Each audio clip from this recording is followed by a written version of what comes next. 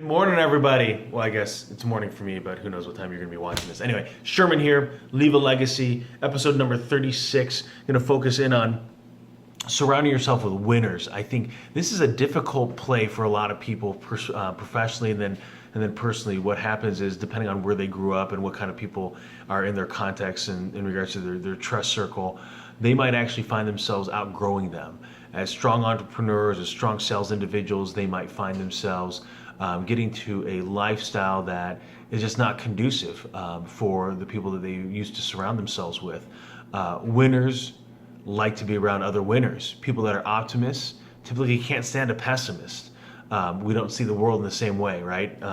This is full, right? To the average person, this probably the pessimist or the realist says, no, that's basically almost empty. For me, it's totally full. It's just the way I view things, right? If you watch the movie Dumb and Dumber, and what's the odds? 1 of a million. So you're saying there's a chance. That's exactly how I view things. Someone says, hey, the lottery is like 1 out of 270 billion.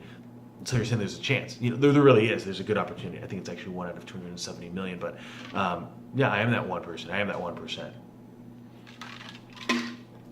So one of the tough things too is as you decide to go out and hold yourself out and say, you know what, I'm going to be above the fray. I'm going to be way above average. I want to be an entrepreneur. I want to be a successful business owner. I'm going to be in that top percent, 10%, the top 5%, top 1% in my industry, and I'm just going to crush it. So what happens with that mentality, though, is you're putting yourself above anybody in that same mentality category.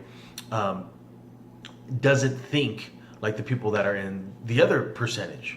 And there's nothing wrong with that thought process, except it's going to require a different level of commitment, a little different level of dedication, and it's going to get you somewhere differently.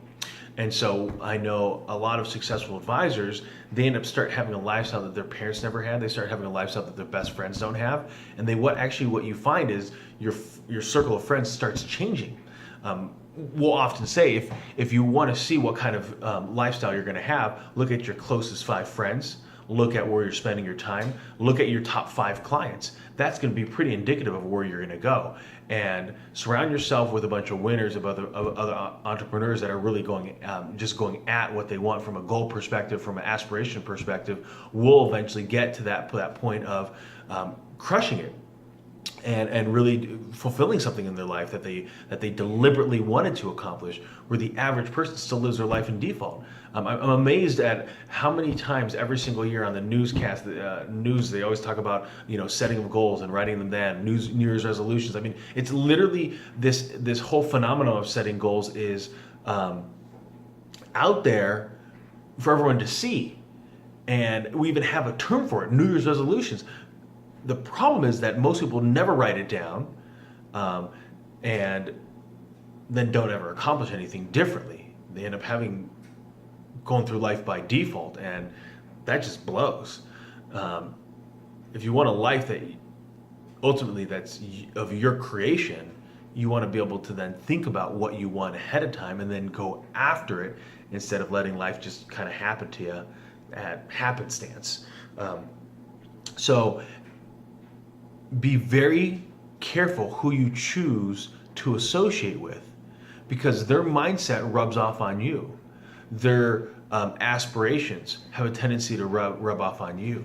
I'm always amazed at how, and not to mean that if you're going to be a very successful, let's say you're a millionaire, you need to go find other people that are billionaires. I don't think it needs to necessarily go that way. However, your mindset is probably very similar to the people that are wanting to have those kinds of aspirations. Now, you might have found an industry, you might have unlocked the secret key, if you will, to be able to unlock it to that next level versus somebody else. But if you surround yourself with people that have that same similar mindset of really wanting to get more out of their life in all aspects, then you're going to find yourself having that exact same, those goals and aspirations that complement that kind of mindset, that kind of attitude. I think a lot of times we as a society don't give a lot of credit to what goes on up here. We just run. We don't take a time to step back, meditate, ponder, really hone in. Is that really what I want with my life? And then the next critical piece in that conversation is then to talk around your trust circle. significant others, close family and friends. It could be even a business partner, and saying, okay, this is really where I want to take it. Here's my candid conversation. This is what I want to do. And then in that trust circle, they should be support partners. They should say, yeah, let's go do that. And as you really hone in on who you are and where you want to go in your life, that's when your mind starts unlocking the possibilities of what can actually become the potential. I'm amazed at some of the early pioneers of the Industrial Revolution and what they thought. You think about the Henry Ford, who basically was asked one time, what do you think people wanted? They basically wanted a bigger horse, a faster horse, a bigger buggy, and that was what they wanted at the time. And all of a sudden, this automotive industry exploded, right? And at the time, if you think about it from an automotive perspective, there wasn't roads that were paved. There wasn't, the Department of Transportation didn't exist. There wasn't any gas stations around. So it would have been very easy for people in the marketplace to say, you know what, nah, Henry, great idea, but look around you. These are all the things that can't happen. And he still did it.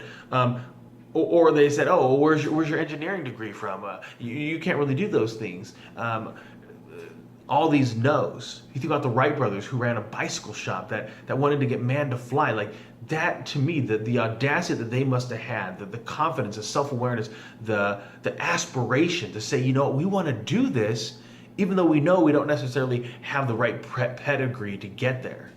They still went at it. And so I think oftentimes for ourselves on a very smaller scale, we feel like that. We feel like the Wright brothers, who are maybe in one area and really want to go to the next.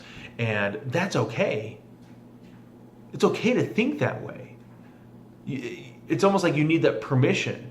Sometimes, though, your trust circle doesn't see that. And so you might be going into uncharted territory. Surround yourself, though, with people that believe in you, that are cheerleaders, that will say, you know, you can do it. Go after it.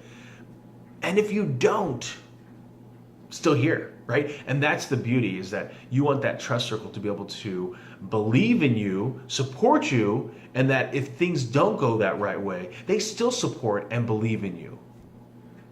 Just keep going at it. Have a fantastic day, everybody.